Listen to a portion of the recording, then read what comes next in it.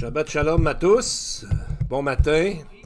Ça fait plusieurs semaines qu'on n'a pas parlé de notre paracha de la semaine. Comme vous savez, la communauté juive se divise la Torah en différentes portions afin de pouvoir le lire à chaque année dans un cycle de lecture. Et on a pris une pause durant les fêtes de l'automne, le Shavuot, le Yom Kippour et le Sukkot, la fête des tabernacles, le jour du pardon et la fête des tentes. Et la première fête, en fait, c'était le Shavuot.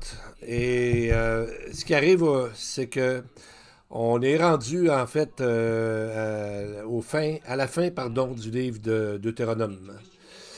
Selon la tradition juive, quand on a fait un cycle, ça s'appelle Shimra Torah, qui veut dire la joie, la réjouissance alentour de la Torah. Donc, c'est un temps de célébration. Et l'année d'après, on se demande, le cycle recommence, le cycle de lecture. Simrat Torah, c'est un temps de réflexion et de s'arrêter puis se demander quelle est notre relation avec Dieu. Qu'est-ce qu'on a appris dans la dernière année avec l'aide de Dieu?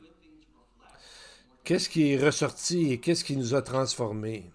Alors, c'est pour ça que l'importance après le cycle de se rendre compte de où est-ce qu'on est rendu aujourd'hui après notre lecture de justement des 5 premiers livres. Et nous allons trouver dans la fin du livre de Deutéronome les dernières paroles d'Abraham. Vous savez, c'est toujours important les derniers mots d'un inventeur ou d'un philosophe pour montrer quelles étaient les priorités de la personne dans ces derniers mots. Et on va voir un peu comment Moïse était. Notre paracha ce matin s'appelle Vezot Abraha, qui veut dire voici la bénédiction. Deutéronome 33, Moïse donne la dernière bénédiction à la nation entière et il met le point central, il met le focus, comme on dit, sur deux choses. Il donne une bénédiction à peu près chaque tribu. Et on voit qu'il y a deux choses qui ressortent. Deux emphases qui ressortent plus évidemment que les autres. Premièrement, les responsabilités. Il commence en bénissant Ruben, qui est le premier enfant. Et en fait, il résume l'appel de toute la nation. Il dit, Deutéronome 33, 6, que Ruben vive et qu'il ne meure pas. Donc, c'est comme si ça englobait en entrée de jeu toute la nation.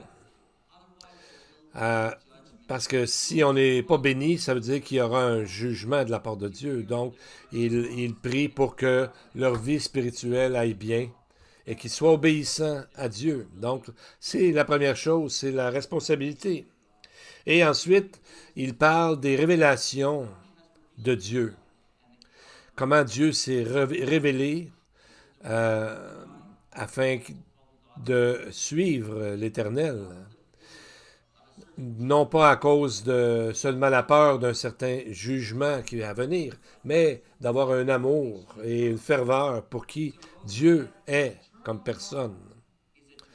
Donc Deutéronome 33, 27 dit, le Dieu d'éternité est un refuge et sous ses bras est une retraite. Sous ses bras éternels, en fait, est une retraite. C'est quelque chose. C'est là qu'on doit être, en fait. Donc, ce sont les derniers mots de Moïse. C'est là qu'il met l'emphase. Ensuite, on voit dans le chapitre 34 la mort de Moïse. Comment ça s'est passé. Si vous vous rappelez, Moïse, à cause qu'à un moment donné, il a désobéi, il a été empêché de la part de Dieu d'entrer dans le pays de la terre promise. Alors Dieu lui a dit non. Mais qu'est-ce que Dieu a fait? Il l'a emmené sur une grande montagne pour lui faire voir toute le pays qu'il va avoir devant le peuple. Et c'est là qu'il dit, Deutéronome 34, 4, Dieu dit, c'est là le pays que j'ai juré de donner à Abraham, Isaac et à Jacob en disant, je te donnerai à ta postérité, je te l'ai fait voir de tes yeux, mais toi, tu n'y entreras pas. Donc c'est un moment amer un peu, en même temps qu'il y a de la joie. Donc, et on voit qu'il y a des conséquences dans nos péchés. C'est ce que le texte, dans le fond, veut nous montrer, que Moïse, même s'il n'a pas fait une grande chose, comme il est en autorité, bien, ça a un plus grand impact dans le peuple, et il y a des conséquences. Et donc, on voit que Dieu l'a caché où était son peuple. Dieu, c'est écrit, Dieu l'enterra, et l'Éternel l'enterra dans la vallée au pays de Moab, vis-à-vis de Beth-Péor. Personne ne connaît son sépulcre jusqu'à ce jour. Pourquoi? Et pourquoi pas? Vous savez, dans l'histoire du peuple d'Israël, souvent, quand il arrivait un événement particulier, il mettait des roches en certaines façons où il faisait un signe.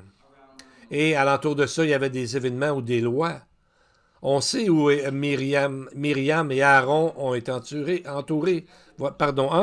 mais pourquoi Moïse, son endroit qu'il a été enterré n'est pas connu? On n'est pas certain, mais peut-être c'est une mesure protectrice parce que Dieu ne voulait pas que le peuple d'Israël en fasse un lieu d'idolâtrie. De l'autre côté, c'est peut-être que notre attention doit être ailleurs que de chercher des choses que Dieu a décidé de ne pas nous révéler. Parce que l'importance de Moïse est très grande.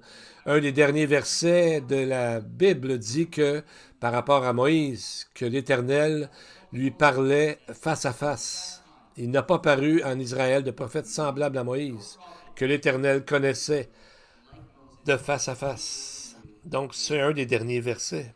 Voyez-vous, quand Moïse était dans les problèmes, Dieu l'a accompagné toujours. Quand on l'a défié sur certaines de ses tâches, bien, il s'est tourné vers Dieu pour montrer que c'est Dieu qui lui avait donné ce travail-là. Il était différent de tous les autres prophètes parce que le Deutéronome 34, 10 dit qu'il parlait, il voyait Dieu face à face. Et il dit qu'un jour, Dieu va susciter comme un prophète comme moi, et lui, vous l'écouterez. Et nous savons que ce prophète parfait dont il parlait est Jésus, le Messie d'Israël, le Messie du monde. Donc, ce matin, l'important, c'est de se rappeler ce que Moïse a fait et ce qu'il a donné. L'important, c'est pas savoir où les gens sont enterrés, mais plutôt de qui ces gens parlaient-ils? Et Moïse parlait de Dieu. Toute sa vie, il a servi Dieu.